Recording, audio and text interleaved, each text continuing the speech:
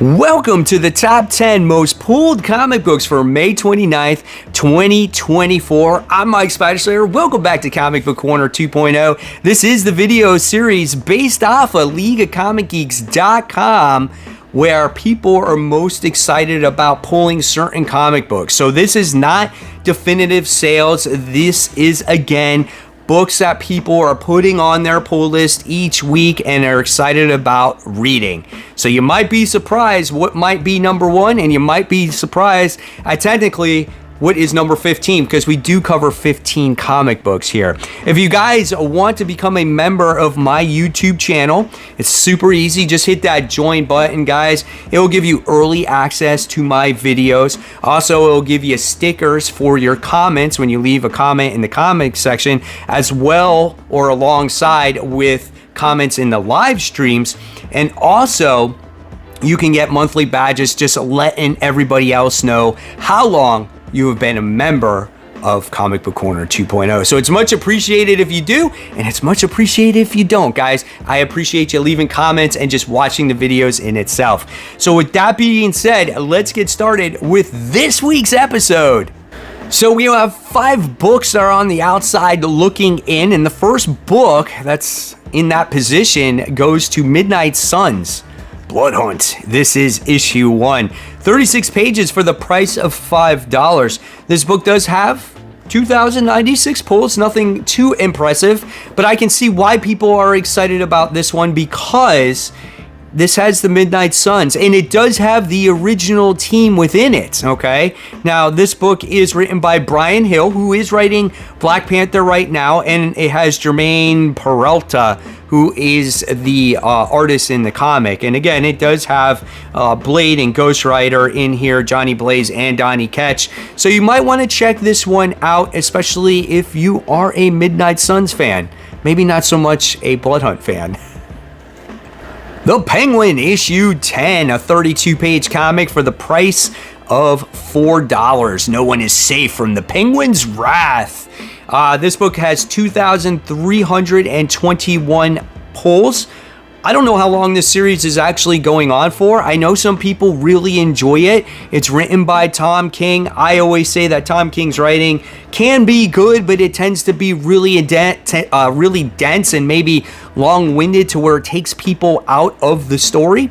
The art is done by Rafael Del La Torre. I actually started reading this a couple issues in, and then same thing almost like Wonder Woman. Like, I found myself dropping off of it. But if you like Penguin, that's great. Let me know in the comments below how much you're enjoying this series. Next book that's on the outside looking in, and is a series that I truly enjoy, is Spider-Boy. That rhymes. Issue 7. It's the conclusion to Spidey's first major story arc, or I should say Spidey Boy's first major story arc. And it has Captain America, Thor, Squirrel Girl, Toy Soldier, Miles Morales. Like, it's a pretty fun comic, guys. 32 pages for the price of $5. Nothing impressive on the pull numbers, though. 2,344. The art is done by Paco Mandina, and it's who's writing this one? Oh yeah, Dan Slott. Yeah, I totally forgot about that. It's fun. It's great how Dan Slott has given this character like his own voice, and it doesn't rely on other Spider characters to carry it. And this is very much an all ages book. If I had a younger family member in my house, like 7, 8 years old, I would feel comfortable of buying this comic and saying, let's read this comic together. And I feel like we need more of those comics to introduce to the next generation.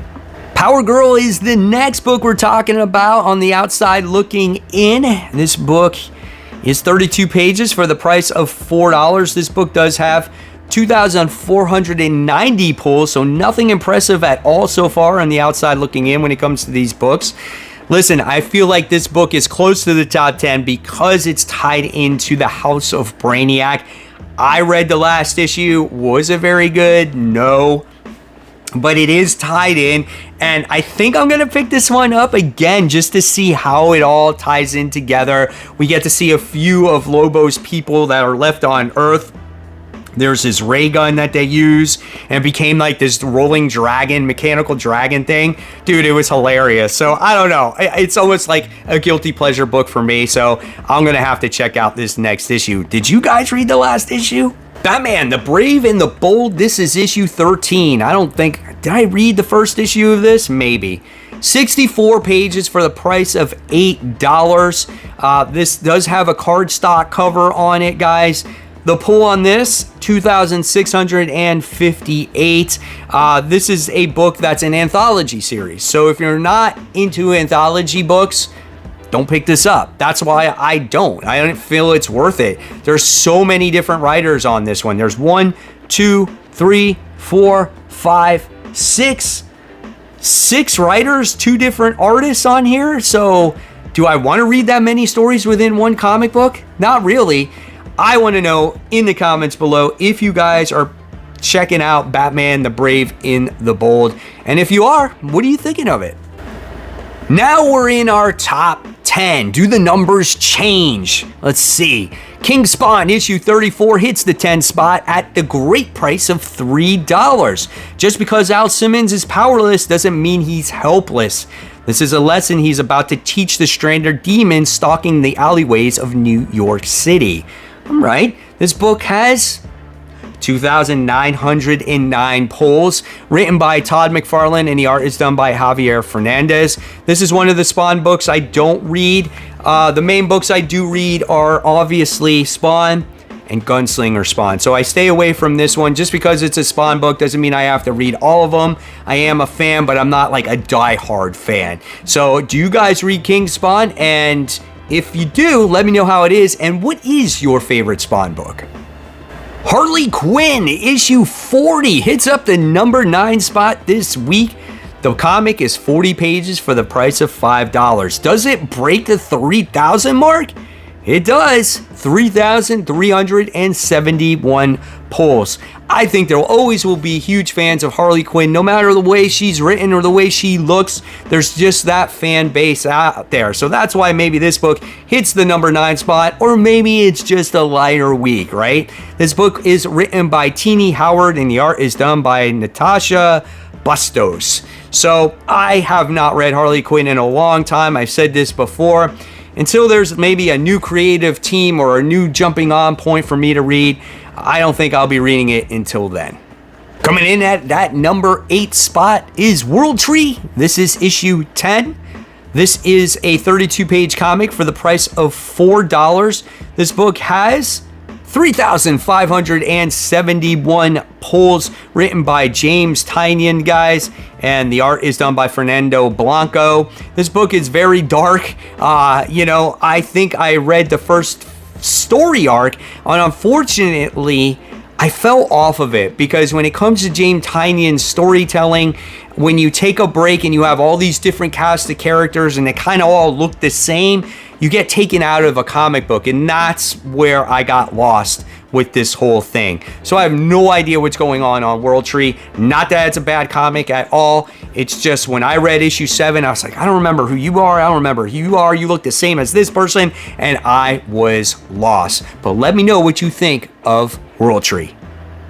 Coming in at number 7 is Rise of the Powers of X, or 10. This is issue 5. This book is 28 pages for the price of $5. This book has 3,713 pulls. I feel like I haven't been very positive in this video because these are all books that I don't read. Just because they're on the top pulled doesn't mean that I read them or I personally like them. So my opinion, take it for what it is. It's just my opinion. But when it comes to this comic book and the House of X, the Powers of 10, and the conclusion and the fall and all that other stuff, like, I haven't been into it, man. I've only read the main X-Men book and Iron Man, right? And I just felt like this whole thing has been going on so long and we're so close to all the new X titles that I just don't give a shit about the end of all of this, right? I'm going to read X-Men 700 and the last issues of Iron Man and be done with it, and let's move on. So if you like this book, that's awesome. I think that's how I feel when it comes to everybody reading comic books just in general. Everyone has different tastes, and that is great. This book is written by Kieran Gillen, and the art is done by Lucina Vecchio. But I just not have been into this series at all. So as we approach the top 5, the numbers are starting to climb. We're in the 4,000s now, and this is The Flash. This is issue 9. This book is 32 pages. This one is $4. This book has 4,187 pulls. This book is written by Simon Spurrier. The art is done by Ramon Perez, excuse me. I read the first issue of this, and it was so weird and so different that I was totally turned off. Now, you guys know that I'm not a huge DC guy, and the last run of The Flash was a much more, it was just a lighter story, right? And then in the beginning of this new run, it was just very, very dark, and I didn't like it, right? And the reason why I liked the last one was Jeremy Adams wrote it, and so Simon Spurrier just took it in a completely different direction, and I could not get into it. And same thing, there's people out there that read The Flash no matter what, just like how I will always read like maybe Green Lantern or Spider-Man, right? And so I am, again, always curious on what you guys think of these comic books if you still read them. So let me know what you think of Flash. So these next 4 out of 5 books I read, and coming in at number 5, which I think this book should be number 1 because it's so good, is Avengers Twilight. This is issue 6. This is the end of it, guys. The conclusion to this series. 40 pages, $5. This book has 4,550 pulls on League of Comic Geeks. Written by Chip Zdarsky, Daniel Acuna. Now remember, this might not be all the actual pulls for this comic. The variant covers are separated, so this is just the main covers, okay? Now, this book has been fantastic, seeing the assembly, or this version of the Avengers being assembled in this world, and in the last issue, you wind up getting to see Hulk, the final piece, and that was great. And then seeing the whole battle commence in the last issue with Red Skull was absolutely awesome. All the characters have been great. The story has been great. I will be very curious in the future if they do a volume 2. Coming in at number 4 spot this week is Green Arrow. This is issue 12. This is a 28-page comic for the price of $4. This book does have 4,931 pulls, written by Joshua Williamson and Phil Hester. Having this book in DC Comics is better than not having it. It's a fun book, and in the last few issues, we wind up getting to see Amanda Waller giving a mission to Ollie to go after the confessional mask from Heroes in Crisis, and he agrees because he can find Roy. And he does find Roy, and they wind up doing a battle together. They come across the Arrow family, they meet, they have a good kumbaya moment, and then all of a sudden now it looks like maybe they be fighting each other. Or maybe it's characters from a different universe. I don't even know. It's all over the place. Oh yeah, and did I mention that we got reintroduced to Malcolm Merlin in the last issue too? So it's a little bit all over the place, but it is a lot of fun, and I can see why people are enjoying this comic. Top 3 now, guys. Wolverine issue 50, a milestone issue. Legacy numbering 392. 60-page comic for the price of $8. This one really increased the pull count. 6,333 pulls. This book has been written by 2 writers, Victor Lavelle and Benjamin Percy. Overall, fun series. Has its weaknesses here and there? Absolutely. Do I feel like Wolverine should wear a suit while facing Sabretooth? No. I think he should be all in all his glory battling his arch rival, right? But he has been depowered. The artwork has been great for the most part. It's been bloody, it's been gory, and it's just been fun. And that's what I like about comic books. Who prevails at the end of the day? Sabretooth, Wolverine. What will be the ramifications? And I think this is the end of Benjamin Percy's run. Is it? I'm not 100% sure, but I know it's coming to a close. Here we go. It really jumps up now. Number 2 goes to Detective Comics issue 1085. Batman falls in the number 2 spot. 40 pages for the price of $5. This is a book that has 9,055 pulls, and I don't read Detective Comics, because Ram V is a writer for me that is honestly hot and cold. He can write some great stuff, and then there's other things that I'm just not too excited about, right? And so when it comes to Detective, I tried a couple issues. It was a little bit boring, so I stopped it. Whenever this series comes to a close, which I think is ending around August or September, I will pick up Detective Comics once again. But if you guys been enjoying this story, and if you love Ram V, fantastic. Let me know what you think of it in the comment section below. Here we go. The #1 most pulled comic book based off of LeagueOfComicGeeks.com for May 29, 2024. The new comic book week that's about to happen is Ultimate Spider-Man issue 5. This book is the real deal, guys. 28 pages for the price of $5. This book has 11,749 pulls this week. Written by Jonathan Hickman, and the art in this one is done by David Messina. I think Chiquetto returns in the next issue. Listen, when it comes to this book, you got to appreciate what Jonathan Hickman is doing. He's usually a world builder, not so much a character builder, and you get to see that in this series. He is showing you how these characters really are in this universe, how they tick, what's their differences, right? And in this issue, you are going to wind up getting to learn a little bit more of the Green Goblin, Harry Osborn here. So I really appreciate that. I think you can attach yourself more and appreciate a comic book more when you really dive into the meat and potatoes of the character, right? The things that make them tick. So I cannot wait for this issue. I think it's going to be absolutely phenomenal.